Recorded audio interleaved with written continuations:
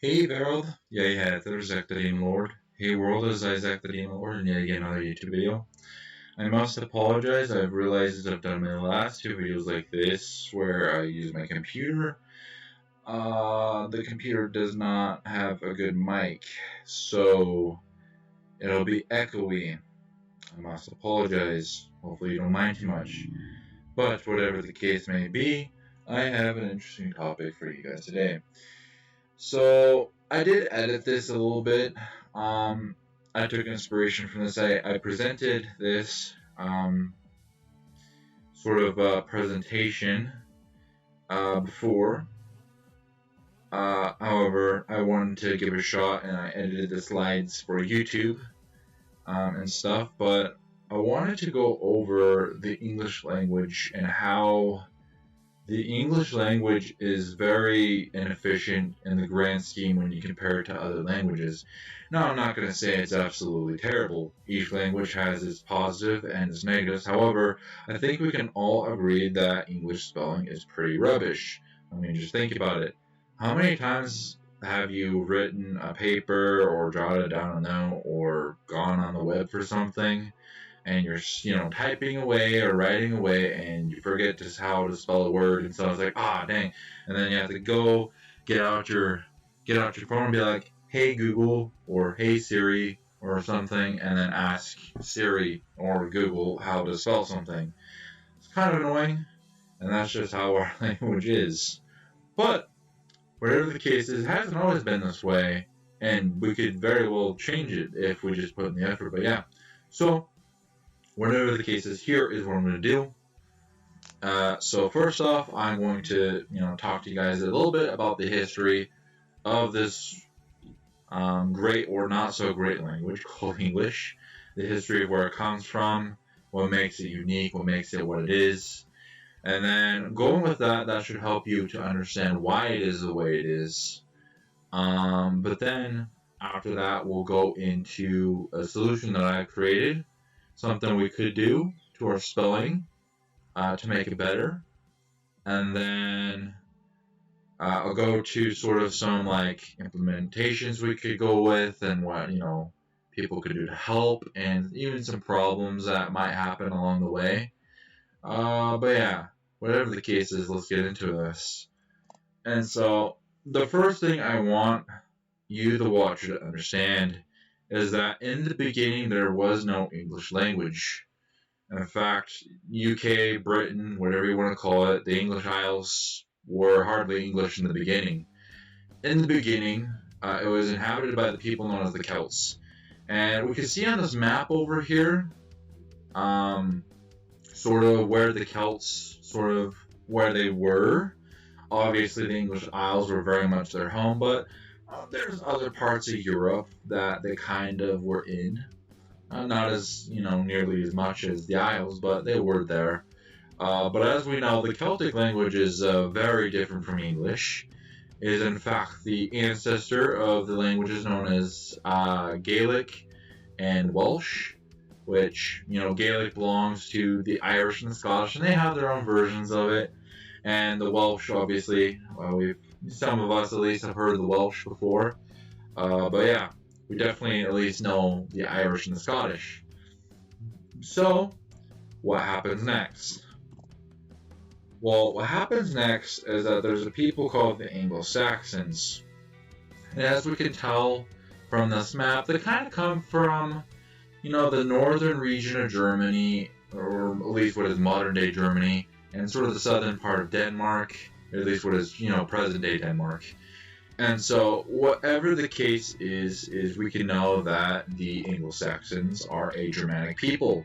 Their language was a Germanic language, and these are Germanic runes, but specifically Old English runes, which obviously not too important yet, but this obviously is a characteristic of these people.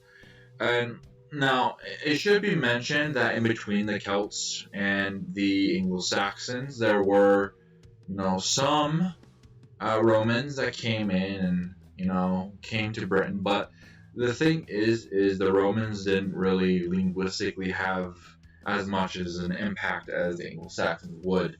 Because for the most part, the Romans kind of kept to themselves, but the Anglo-Saxons, they were definitely, came in, they invaded the Isles, and they set up, home in the Isles, and with this, they, integrated some. There's more fighting than integrating, but they integrated some with the Celts. And so, whatever the case may be, and by the way, this would happen in 450 AD. But whatever the case is, that what leads us to getting Old English is that the Celts and the Anglo-Saxons sort of merged together. It should be mentioned that Old English lasted from 450 AD to 1150 AD, which is about 700 years. Now, what I'm going to be doing though is, so right here I have a YouTube video that we'll look at. It's about the Old English language. I just want you to really just hear what it sounds like. They have an excerpt from Beowulf that's in Old English in this channel's video. The video is called Old English Language Anglo-Saxon. It was made this year, and the channel is called ILoveLangauges. But yeah, so let's look at it.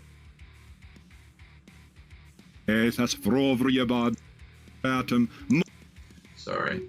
On, mid, ond, Beowulf. There we go. What way gardenne in jardagum, theod kuninga, thrimja frunan, utha adelingas ellen fremedon. Off chill shaving, shathen the thratum, monia maithum, meadow setloftach. Ezo de erlas, sit an erestwerth, verschaft funden. Het as vrovrie bad, werks under wolknum, werth mindum thach, of that him whilch thare imbesittendra over Hronrade, Hiran shoulder, Gomban Yildan. That was God Kuning. Tham ever was after Kenneth young in Yardum, thonne God sende folket of Frovre. Vieren therfe onjat, that he drogen alder laze, lange wheele. Him thas liefre, wuldres walden, world arre forjaf. Beo was breme, blad wiede sprang, schildes avere, skedde landem in. Swa shall jongumme, gode je wirchen, fromem veoch jiftum, an vader berme, that hinne an ilde eft jowenien wil je sides, van a wie komme, leode je lasten. Lof dadem shall, in maithe je huere, man je theon. Him tha schild je wat, to je shap huile, felle roor feren an freien were. He hinnetha at beren to brimmes farde, swaze je sides, swa he selve bad, then den wordem weld, winne schildinge. Leof land frumme, lange achte, ver het huthe stod, ringed stevne, easy en uitfus, aderlinges fair. Aleden tha, leofne theoden, berge Britten, an berm shippes, Merne bij meste. There was maad me felle of fair wegem, frat where je laded. Ne hirdich kumlikor chel je jirwen, hilde wapnum and hathe wadem, billum and birnum. Him on bermelai, maad ma menigo, tha him midscholden, an flodes acht, fair je wietan. Nalas he hinne lassen laken theoden, theod je streonum, thon tha didden, the hinne at frumschafte forth on senden, Anne over ude, wezende. Da jutihima setten, seien geldene, hech over heved, leten holmberen, javen an garsage. Him was jomer seve, mornende mod. Men, ne kunnen, sedgen to sode, selle radende, hale thunder heavenum, hwa, them glast on ving. Alrighty. Whatever the case is, though, after hearing that pretty long excerpt, we can tell that Old English is definitely very different from what we currently speak. But that is the beginnings of our language. That is what we started with. And, as crazy as it looked, and I'll mention from a linguistic perspective, the spelling was not, it wasn't a perfect spelling system, but it did make sense. The spelling did make sense. There was a system in place. a system that was very, did not vary too much. It's very close to what is a current system of most languages of trying to let letters represent as few noises as possible, and sometimes, English being English, sometimes allowing it when there's two consonants, for example, or other letters, letting that sort of influence each other. But whatever the case is, it followed a pattern, or at least attempted to, which is completely different from today. But whatever the case is, that was Old English, completely different beast from modern English. But let's look next into something else. So, what then happens though after Old English is that there are two things we need to put into perspective. First off, the Vikings, also known as the Northmen or the Norse, or many other things, raiders, pirates, whatever you want to call them, they would eventually invade and raid the English Isles, and so that brought some Old Norse onto the Isles. And then also we have the Normans, who are the Old French people, who obviously spoke Old French. And the thing is here is that the French or the Normans were not only rivals but fellow Christians with the English peoples, and so there was a lot of trade of ideas and stuff with them. And so we get some more Germanic roots seeping into Old English, but also because Old Norse is a Germanic language.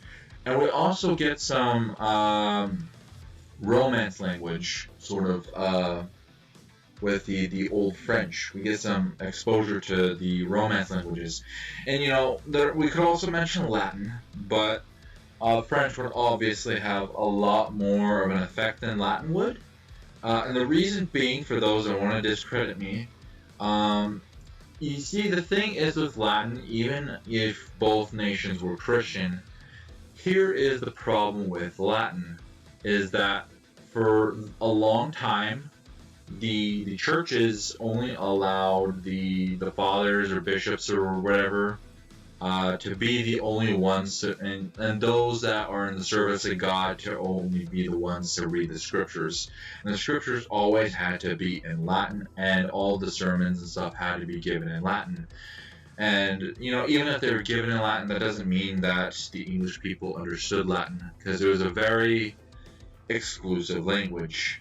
It was only those high peoples and those involved in the church that would be educated in those ways. And so Latin would not have as much an effect as French would. But yeah, whatever the case is, we have some Old French and some Old Norse coming into play with English. And with that, mixing in with that already existing Anglo-Saxon Germanic language and the little influence with the Celtic, we then get Middle English. And so here's another video, same thing. I do want to pre-mention again dates. Middle English lasted from 1150 AD to 1470 AD. That is 420 years. And so in this video, there is an excerpt from Canterbury Tales, and I think it is a good example. So let's get to it.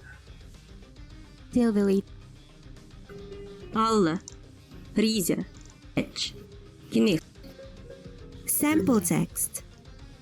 When that April, with his surest sota, the drucht of March hath pierced to the rota, and bathed every vine in switch liqueur, of which virtue engendered is the floor.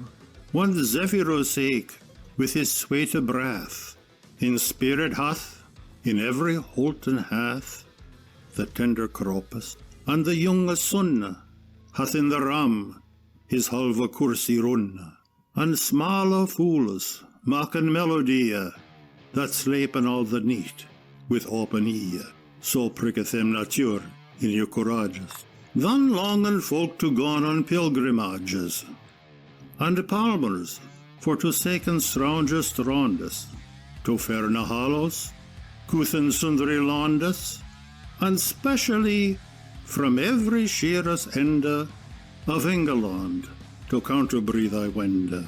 the holy blissful martyr for to sake, that Emma holpen, when that they were sake.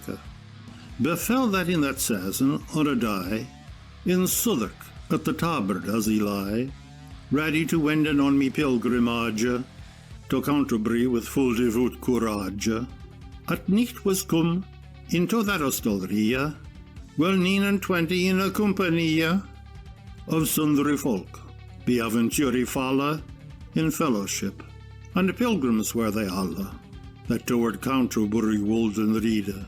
The chambers and the stables were in weede, and well we were in acid at the beste.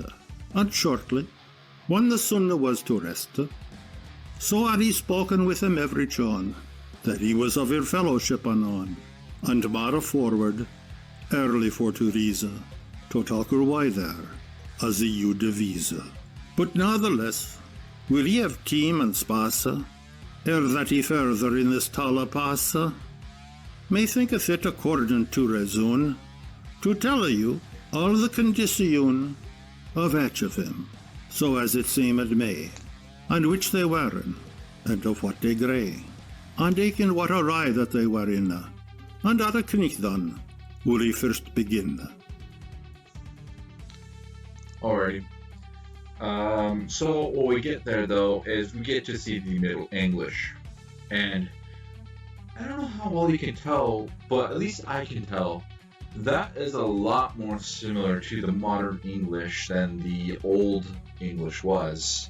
We can really see how it has transformed itself over time, and so let's keep that into perspective as I discuss with you this next thing.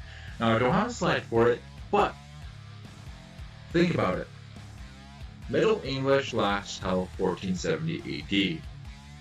That means after Middle English comes Modern English, which means Modern English as it is, been spelled, not necessarily pronounced, but as far as spelling goes, has existed since 1470 AD.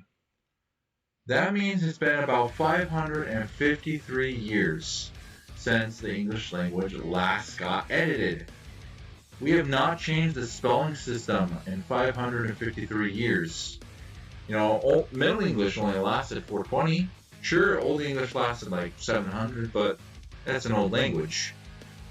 That is crazy. That is staggering. That is a long time. We have not edited things in a long time. The way we're spelling things, it would have made sense for the pronunciation of, say, kings, queens, poets, and knights of the past. But for the current day, that's why we get so many spelling problems, guys. We're not pronouncing the things that used to be pronounced. We've gone on. Our language has changed. It has gone to something totally different. And that's why it's about time we get an update. I mean, just look at these examples, these spelling examples. Now, I don't have the video up, but I got these from the YouTube channel Casually Explained, from his video Casually Explained the English Language, made in 2019. The top row, quite simple. Bottom row, though, not simple. Top row, let's go at it. They all end with AT, and we got hat, rat, chat, what. They all follow the same pattern, but for whatever reason, what is not wat. It is what, as an not an while the others have as and not us. It would seem that would, follow suit because that's what the other three make, but not what. And then there's also a very hard example, the OUGH problem. Though, through, thought, tough, cough, plow, and hiccups. Think about that. That is a drastic amount of sounds that OUGH is doing. Sometimes it's an sometimes it's an oo, sometimes it's an ah. Sometimes it's even the GH, makes a noise and makes a f or p noise. That is very drastic. And the only way anyone could master these words is purely by memorization. There is no sense in the spelling. There isn't. there is very little sense in the spelling. Sure, some of the letters will make sense. It's mainly just the first few letters until we get to the OUGH, but that's about it. And so, I think it is very clear that we need some sort of change. And here is my proposition. This could be very well our new alphabet, if, of course, you choose for it to be. Now, I want to tell you about my process. My process is this. Because we are a Germanic language that is highly inspired also by Romance languages, that's what I did. I, try to give it as much Germanic and Romance roots as possible within modern perception. I've also gone for a one sound, one letter rule. That means each of these letters only get one sound. There is no double dipping. The only case where other sounds may occur is when they come together. For example, E and an I might be A, and an A and an I might be I. So on and so forth. But yeah, from the top, let's go. So the letter A will represent the ah noise, as in father. It does this in every other language for the most part, so I thought it would be a good noise for a make. Next up, we have A with a ring accent above it. Now, I will mention this ring accent. I am stretching a bit. We'll let this represent the noise, as in what, which is a little unusual, and here is why. You only see the ring accent in Scandinavian languages like Swedish, Norwegian, and Danish. However, especially with Swedish, I don't know about the other two because I don't speak those ones as well, but the A with the ring represents O. O starts with the O noise and ends with the A noise. Because it ends with the A noise, I've decided to let it be in place. And the thing is there's no really other logical options. The only other options is a letter called schwa. I don't have it up, but here's what it is. Schwa is literally an upside down E. I don't know about you, but writing a normal E is hard enough, let alone writing it upside down. So I think we all can agree with an A with a ring above it. The next letter that looks like an A and E conjoined is called an ash. Now, we are it's a use of ash for sure, but we're using it a little differently. We're using ash as the sound a, as in cat or bat. That's the noise we'll be letting it be. There are other languages where it might be an A or an I sort of noise, but we'll let it be a. Next letter B. B will remain the same. It'll be a B in every case. Then we get to C. Now you might notice that there is an accent above that C, and there's a reason for that. We will not let C represent the normal noises it does. Usually C will represent a K or a S noise, but let's really think about it. K is really the sound a K makes, and S is the sound an S makes. Why have a second letter that does both their jobs when they already exist? So, we'll let C represent the other noise it can make, but usually it is accompanied by another letter, and that is the ch noise, as in chat. Usually we would have CH, but here's the thing. One sound, one letter. And so, we're giving it its letter. It's going to be a C with an accent.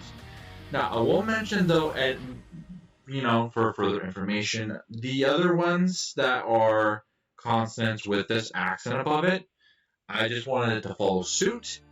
And I also didn't want to leave, C especially didn't want to leave a blank. But also, as for where it comes from, I think from what research I have done, it comes from Polish. I couldn't find any other suitable accents to go above it, and so I just chose this one. Looks pretty fun. Let's do it. So that is the reasoning. But whatever the case may be, the next letter next to that is obviously a D, and it'll be a D. It'll be the D noise. But next to it, there's a kind of letter that looks like a D with a slash through it. That's called an EV. It'll be the hard TH noise as in then, or them. That's the noise it will make. And that is historically the noise it does make. And English used to have this letter, but then we yeeted it at some point. Anyways, whatever the case is though. Next is an E. E will represent the eh noise, as in bet.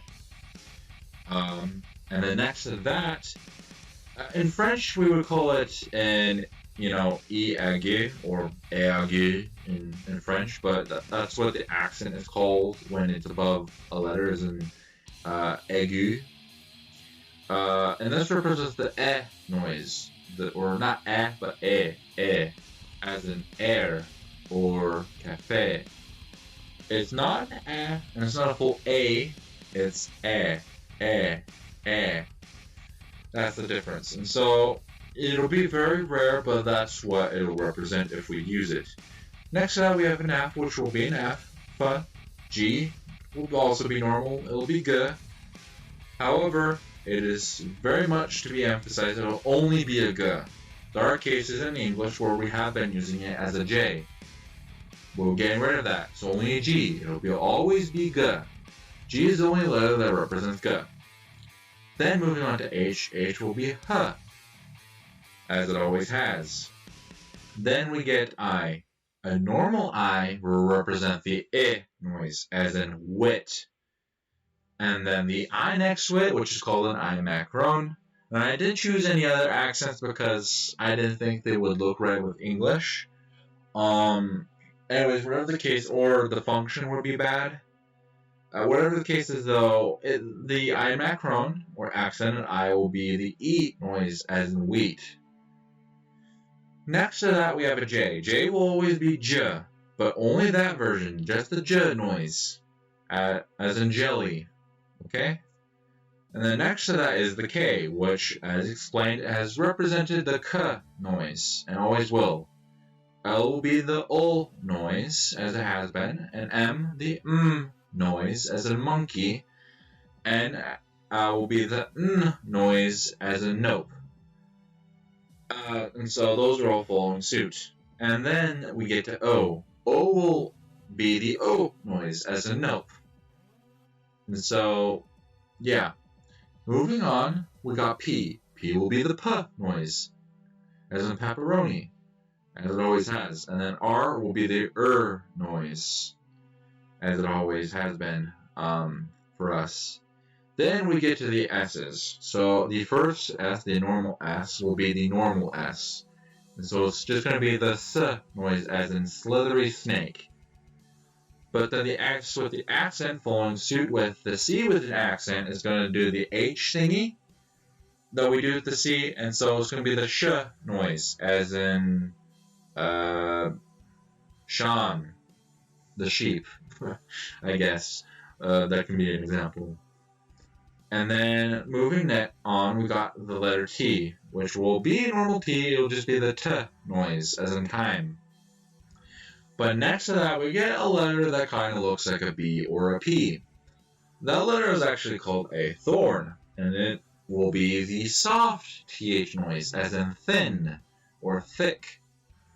And then moving on, we get the U's. So the normal U will be the oo noise, as in woo woo or boo, or whatever words you can think of. And then next to that, we have a U umlaut, which I have taken this as inspiration from German. It will represent the noise, as in look over there. The from look. And then next to that, we have V, which will be a V. It'll be V. W will be W.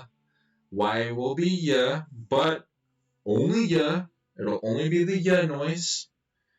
No substituting it in for I. And then we get the Z's. Normal Z will be the Z noise, as in zebra. But then Z with an accent following suit with the S and the C will be the H version of that, which we don't really do with an H often in English, but there are some languages that have. And that is the J noise, as in seizure, pleasure, measure, that J noise. That isn't quite a full J. So, whatever the case is, that is the alphabet I have created. But what would this look like in play? Here is an example of that. So I'll read it out from the top. Hi, my name is Zach the Demon Lord. I am a YouTuber. My hobbies include watching anime, reading manga, listening to metal music, learning foreign languages like Japanese, Korean, and Swedish, and other things of this sort. It has been a pleasure talking, and I look forward to getting to know you. And so, if you're able to memorize the correspondence of the letters, you'll see that this actually makes a lot of sense. At least I hope you agree with me that it makes a lot of sense. For those of you who are confused, I know it can be confusing at the beginning, but it is a very good spelling system from a linguistic perspective. Each letter gets one sound, and there are some combinations there too, and some other things of the sort. Sorry. But whatever the case is, that is what it looks like. Next off, though, I want to talk about how we could implement this. And so, there are 3 official ways we could implement this. So first off, we could have this sort of stuff put into the school curriculum. And the idea with this is, if we have the students of today learn this, those students or kids or whatever will eventually become adults, and they will have a family, and then, their kids will grow up and have a family, and so on and so forth. There'll be a process of it getting passed down from one generation to the other. And so we could see in the next 2, 3, 4 generations, a generation of people that can have this new improved spelling system that spells out their language, letter for letter. The next idea, which I think is very unlikely, at least for the USA, is to have it lawfully mandated. And, the idea with this is if the government says that all peoples and businesses in the borders of the US or whatever country you're in has to use it, that means they have to use it. The law says it, you got to do it, right? Now, the reason I think this is very hopeful thinking is that, it's not judging at least the US correctly. And I'll get more into this when we get to the end when I talk about problems. But then lastly, the third option on a large scale that we have is making an English academy. Now, it shocks me, but also doesn't shock me that English does not have an academy. For those confused, what an academy is essentially an organization that sort of regulates the spelling and pronunciation rules within a language. And so, for example, for French, they have l'Académie Française, or, the French Academy. And other, languages will have their own thing. There's a Japanese organization and a Korean one, and so on and so forth. But whatever the case is, other languages have actual organizations that are keeping track of words that exist and keeping track of spelling and stuff like that, and making sure that there is a sense of spelling that makes sense. And so if not only the US, but all English speakers or Anglophone countries kind of bond like this, that means the whole world altogether, English-wise, will change. So that's why it would be important to make an English academy. Now, as mentioned, we don't have one. We don't have an organization like that. It's actually kind of a shock that English has remained in the form that it is, because the only thing keeping it going is dictionaries, which are made by, solo companies or governments, and outside of that, literature and media and stuff like that. That's the only thing that has been keeping our language going. And so, yeah, that is, whatever the case is, that is the big stuff we can do. But next off, I want to talk about some simple things you can do to help us out. So first off, the first thing you can do to help out this linguistic, problem we have of misspelling is to just, test out my spelling system. Use it here and there. The more you use it, the more it's going to make sense to your head. And the more it makes sense to your head, the more you'll like it. Let's be honest. Us as humans, we don't like the unfamiliar. So the more familiar with it you are with it, the more you'll like it. I guarantee it. But also, by using it, you'll gain a respect for a solution for the problem. You'll understand why we, need that solution. But the other thing you can do, if you really, you test it out, or whether or not you test it out, or whether or not you like my system or not, is that you can research other possible systems. And so there have been other YouTubers out there that are language nerds like myself, and they go out of the way to make a new spelling system. One such one is the famous, or somewhat famous, language YouTuber, Ollie Richards. He has definitely made a contribution in the language world, as not only is he a YouTuber, but he's also a book publisher. He has his own book series. But whatever the case is, though, he is an example of this, but there are other YouTubers out there and other institutions and peoples out there that have tried to tackle this problem before. And so if you really don't like mine, you can give theirs a try.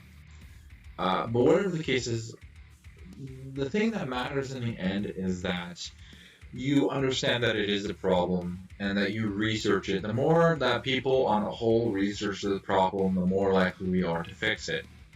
But I'll stop my bantering now and we'll move on to the next slide, which is the problems.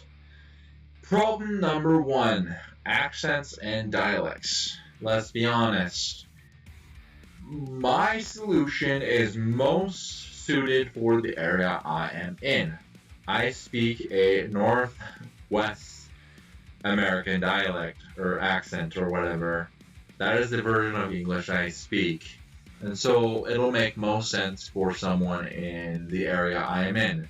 So if you're in California, Arizona, Utah, I think it's in Nevada, but if I did Nevada, Oregon, Washington, Idaho, maybe getting into Montana, Wyoming, and Colorado, and New Mexico, and so on and so forth. That's where this spelling system makes the most sense. But as we travel out even to the Midwest, or let alone the eastern or southern states, it starts to not make as much sense. Let alone, let's talk about, there's a difference between US English and UK English, or South African English, or New Zealand English, or Australian English.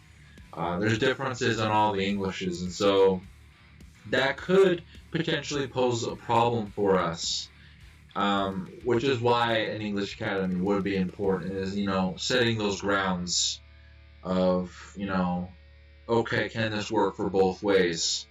But yeah. The second problem, and I think all English-speaking countries struggle with this, but I think especially the USA, we have a big laziness problem when it comes to language. There is reason why we have not tackled this problem. And that is because us as English speakers tend to be lazy about this. We're like, it does the job. It's fine. I can spell most things okay. It's not really that much of a problem. And so on and so forth. But the thing we don't realize with this is that it is a problem because it makes our language not harder for us to learn, but for foreigners to learn. There is a reason why English has this track of being known as one of the hardest languages to learn in the world. And that is mainly solely because of the spelling. If our spelling made more sense, more people would be able to learn English well. And so that is why it is a problem. Lastly is over-openness towards language. This is mainly a USA problem more than another English-speaking country's problem. And here's what I mean by that. The USA does not technically have an official language. English is just the de facto language because most, peoples that populating this country, originally their ancestors either came from England or they came from, another European country and ended up learning English. And, with the peoples that, conquered, the English people that conquered the Americas, they very much forced the English language, and so it is stuck. But whatever the case is America is not a country that wants to pick and choose between languages. They don't want to say something is official, whether it's, this idea of, oh, we don't want to hurt other people, or we want to feel more inclusive. They like to hide and, hide behind this sort of, pseudo sense of anything's okay when not everything is okay. And, as well, as far as openness, we're like, it's this idea of, tolerating all sorts of things. And that sort of tolerance, especially with language, can be dangerous when it comes to a time when you need to reboot your language. The longer we drag this out, the more of a problem it will become. The more the spelling will make less sense. And so that is why it's important to update it and to not be overly open. Yes, it is good to realize that other languages are out there and stuff, especially when we want to consider the fact of how does that, those languages, how do they feel about the English language. And so that is why it is important. But whatever the case is, that is the end. I have talked to you guys about the English language. We really need a change, but yeah, it's really up to you and me and the world. With the efforts of you and I, we can reinvent our language. We can revolutionize things. We can make the English language make sense, or at least more sense. And so, please, I would really, really, really suggest that you give this spelling system I have created a shot. I thank you if you watch this video. I bet it is a very fairly long video. But yeah, please subscribe, please share with friends and family, and please like this video if this video was your kind of content. I make other content like this and other different kinds of content. Please look at my channel if this is the first video you looked at, but whatever the case is, I thank you for watching. This is the end of this video, and we'll see you in the next one. Until then, hey-o!